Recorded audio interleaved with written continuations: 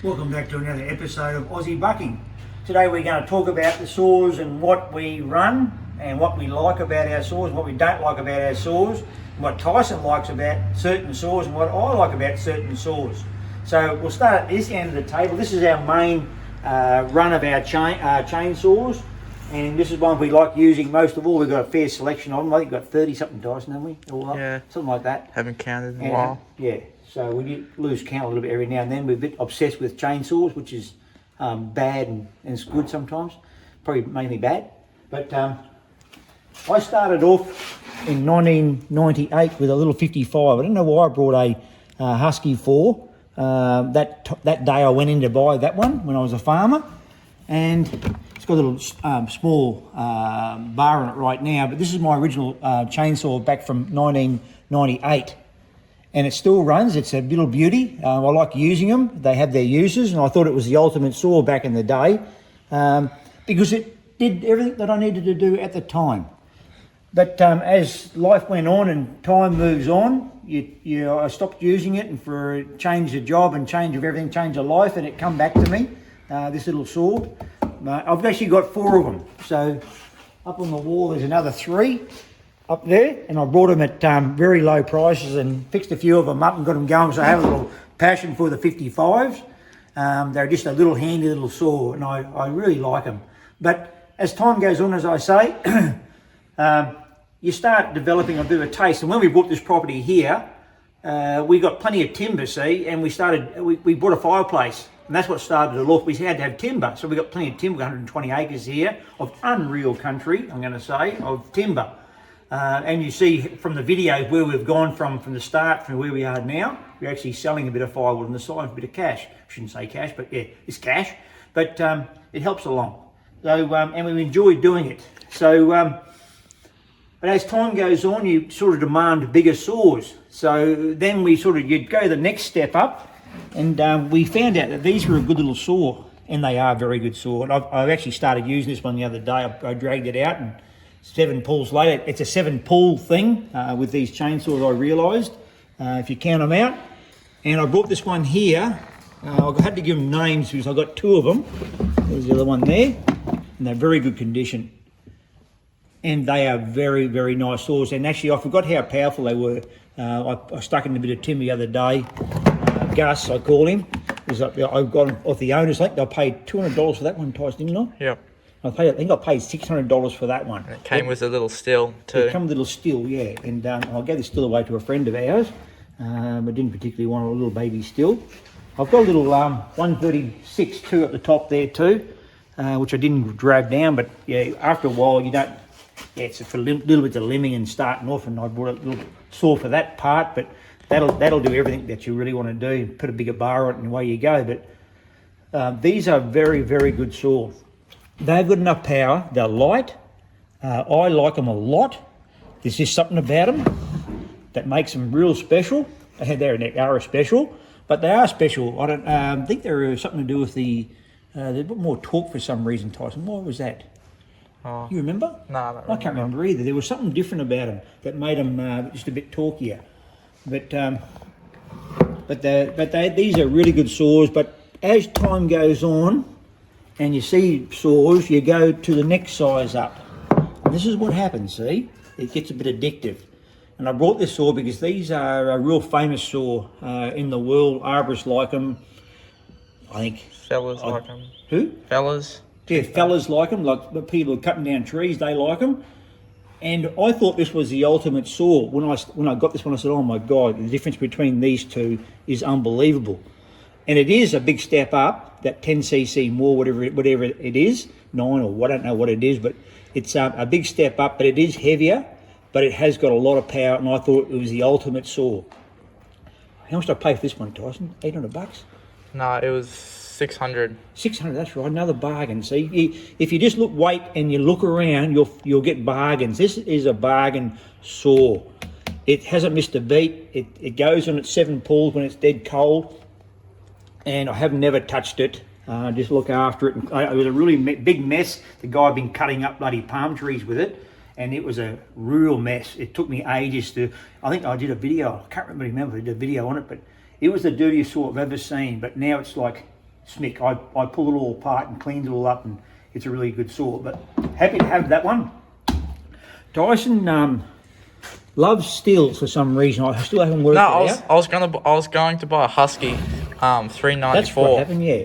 And it was a bit of a piece of junk. And he said, "Oh, I've got this in the back," and he doesn't use it. Oh no, this Not one here. This one that one here. here. So yeah, he went to buy a big Husky, a 390, I thought it was. 394. 394, and it was a bad condition, up close to us, up in Mulaney way, and we weren't interested in it.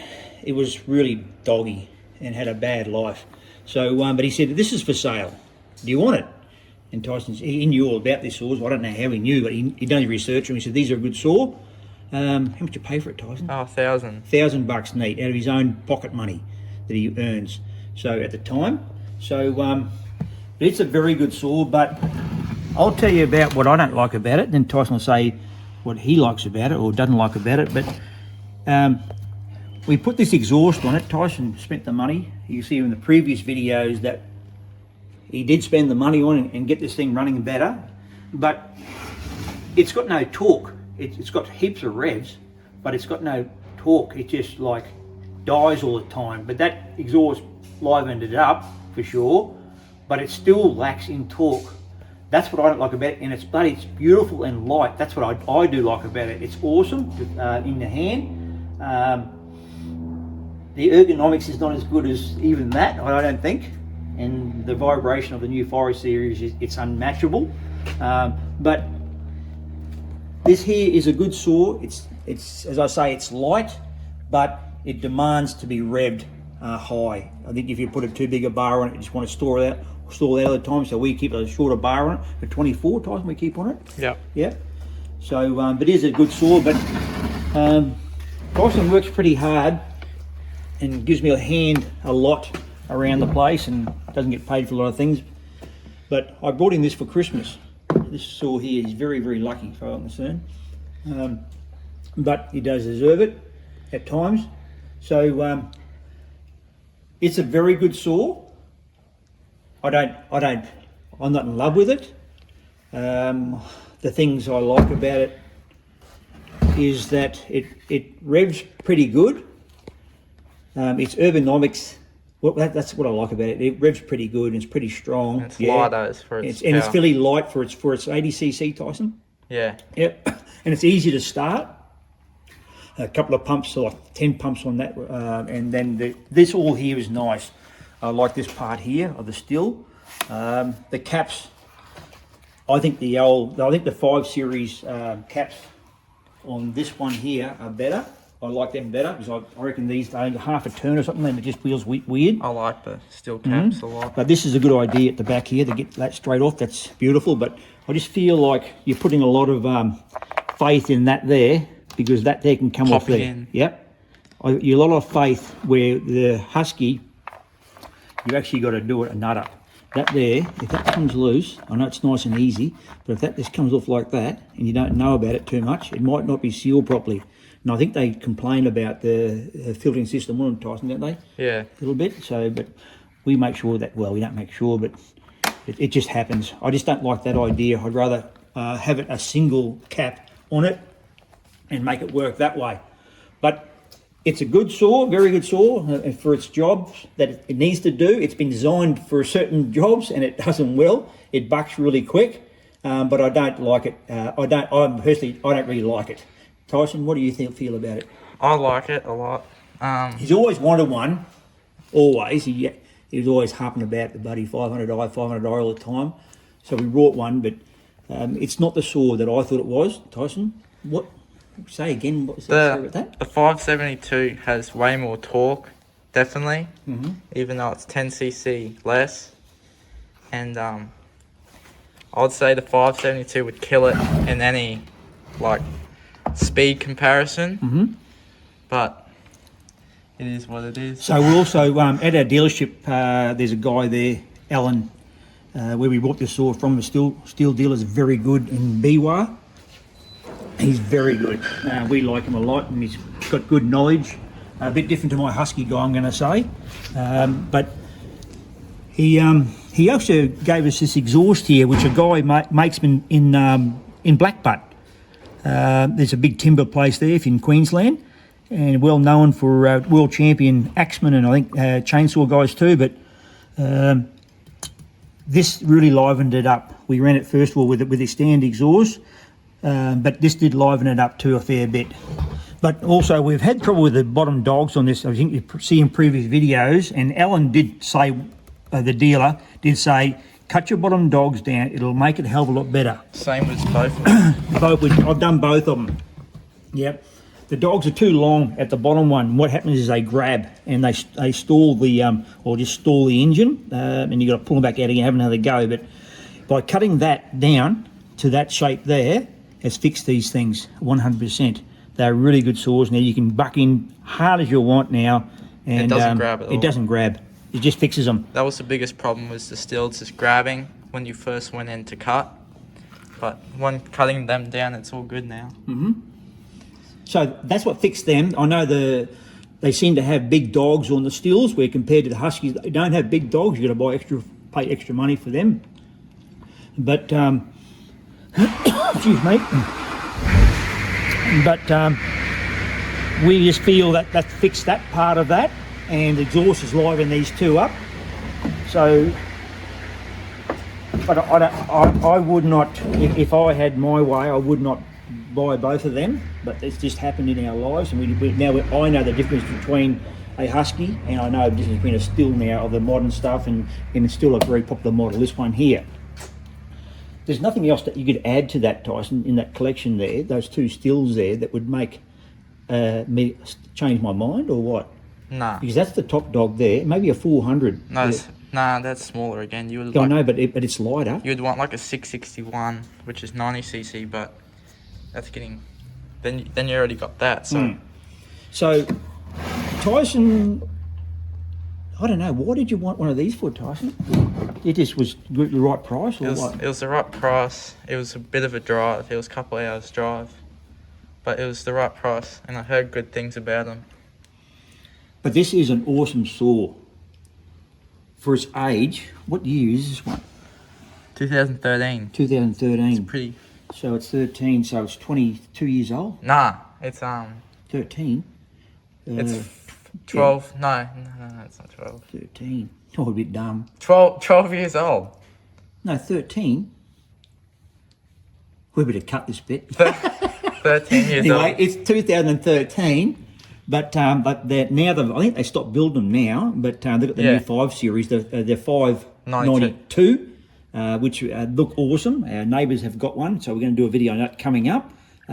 We can't afford one. There's definitely got enough saws now, but it'd be good to have in the stable too, because they are awesome. What we hear about with our neighbour, he absolutely loves it. But he is like 7 foot tall, this guy. So it's his general saw now. But this is an unreal saw. Its power. This is the most powerful saw I've ever had in my hands. And it's got this big brother, the 3120, which we desire. But they're getting very dear and hard to get. So, but yeah, there'd be no need for us to have a big saw like that. But this is the biggest we'd ever need, and we don't even need it. So it's just a bit of a, funny thing. We've got one. But how much to pay for it, Tyson? $1,000. $1,000, yeah, that's cheap. I see them go for $2,000 a lot of the time. And this is a really good goer. It's an ex-arborist one. It's been pretty well looked after. So that bloke there, it was his saw, and you can see it's all pretty nice underneath. So we really like this saw. It's just a thrill to get it out and operate the thing, because it is a beast of a chainsaw, and you see it in action in some really hard timber here. But this is a very good saw, I'm going to say, for its age. But all that there, and all that under there, and all that up there too, and I think we've got some on the other side. Yeah, a few more on the other side there. This here is my favourite. I could never thought that a 372 be beaten so easily by this, and it beats that and that, as far as I'm concerned. This is my opinion, but this is a bloody good little saw. It's not that heavy. It's about the same as a 500, or maybe a bit more. when you've got it in your hand. I don't know the actual weight of it, but Oh, it's definitely a few the kilos. vibration, if you just wobble that, you can see all this is moving independently. It just doesn't vibrate in your hands. Those bloody Stihls there, they vibrate in your hands. And after a while, we have them in our hands for a couple of hours. We're on 3 tankfuls, say, at one time. And after a while, they fatigue. But this one doesn't fatigue you. It gets heavy after a while, so I'm getting old. But it is an awesome saw. If I was going to grab any of the saws to do a day's work, I would grab this one every day because it is strong. I actually built an exhaust for it. As you can see in a previous video, I copied one from overseas. I shouldn't say copy, but I did, the style of it. But I made it myself one rainy Sunday afternoon. I looked at prices on the internet for exhaust. I wanted to liven it up a little bit because it was a little bit doughy, I'm going to say. But not doughy, but it probably hasn't livened up and hasn't got awakened yet. But Tyson said, we did some pricing up, and they were about $600, Tyson, back into from Canada. From Canada, it would be $600. Can you remember the brand it was that we looked at? I can't remember, sorry about that. But you can go back through our old video there and would tell you there. But I'll put it up on the screen for you, rightio, what I copied. So it took me probably about 3 hours of solid work and working out. I just had bits and pieces laying on that table there and a bit more rubbish at the back, and I made these exhaust up probably in 3 hours, and it has livened it up unbelievably. It can breathe now for the first time, really, I think. As I say, it's taken the asthma out of it and it's given it life. I'd love to have a ported version. We're trying to get this one ported also to see what they really can do. If there's anyone, because it's such a good saw, why wouldn't you want to throw some more CC into it or more power? Yeah. It's just ergonomically nice. It's really nice to use. The ergonomics is perfect. Right? And you can't get much better. The filtration system is awesome too. Just grab a screwdriver.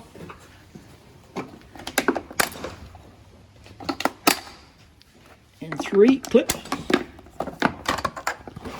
That little air cleaner there, like I blow out here all the time and clean it up, but I'd rather this system here where you can tighten this down, not too tight, but tighten that down internally over the Stihl, over that 500 there. I don't like that idea. I'd rather do it internally, but it's just a great saw. It doesn't get too dirty in there, I'm going to say, but for the work we do, but we're not professionals that work them every day, they'd know. But that's the exhaust there from this end here. It's quite difficult because the shape of it is quite weird.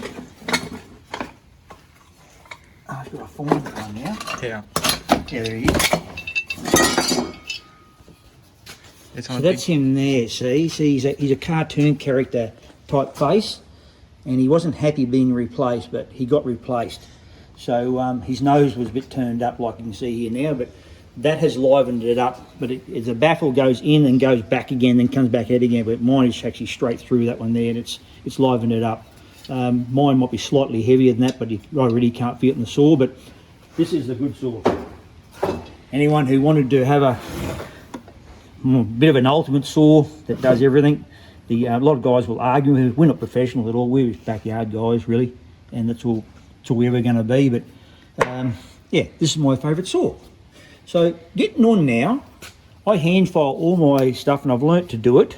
I'm YouTube trained, I'm going to say, but mostly from Buchan, out of Canada, sorry.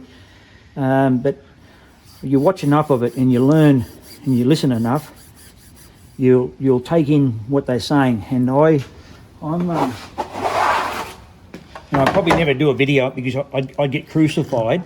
Some guys have got all different opinions on it, but I actually have learnt pretty good to do it. But this is a 3/8 chain, and this is a 5.5. I'm going to talk metric because we're Aussies and we talk metric. But this is a 5/8 chain. It's actually too big really for it, but it cuts underneath the top plate and gives it a really good sharp edge underneath and just a good gullet. Right, yeah, that's what it does.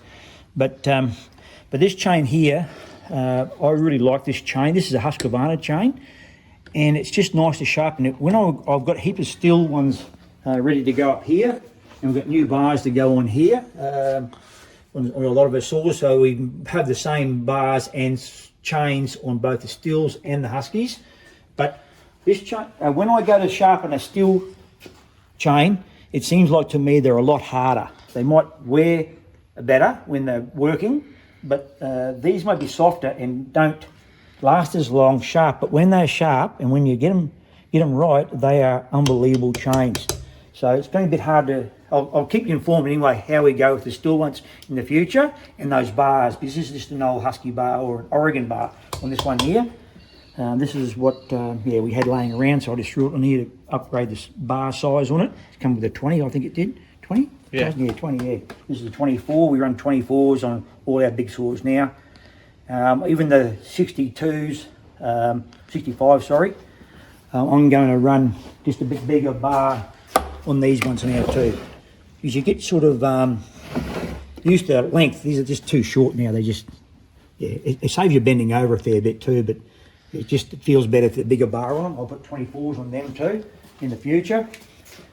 But also another trick I've done, after a while, when you're doing your filing, that bloody thumb there comes pretty sore. I know it might be a bit soft, but it gets bloody sore. And so what I found was, whoops, that comes from the wrong end there. It stays on pretty good, this thing. You can see it gets hard on. I've knocked it on, but that is a Stihl handle. This one here, Stihl handle. And so I said, I need something to hold that front there. So I took that out of there. I knew it went through a bloody one of these files anyway, and I turned it this way here. This is a huge improvement on it. I can't believe the difference it makes. There's our new cat. So it gives you more control. You can actually turn with it. It's almost sort of patent, this idea, but it gives you more control when you're starting to turn the file instead of trying to twist up here or do the twisting here. It just works together with each other. Big improvement on how I sharpen the chains. Tyson's still learning that part, and I'm still learning too. I think I've never learned everything about sharpening files. Sharpening chains, that's for sure. But yeah. So I'm hoping you enjoyed our little video, our little talk about our chainsaws and what we run and what we try to run. So I hope I haven't raved on too much about the Husqvarnas compared to the Stihls, because they still got our place here. But yeah, thanks for watching, and I'll see you next round.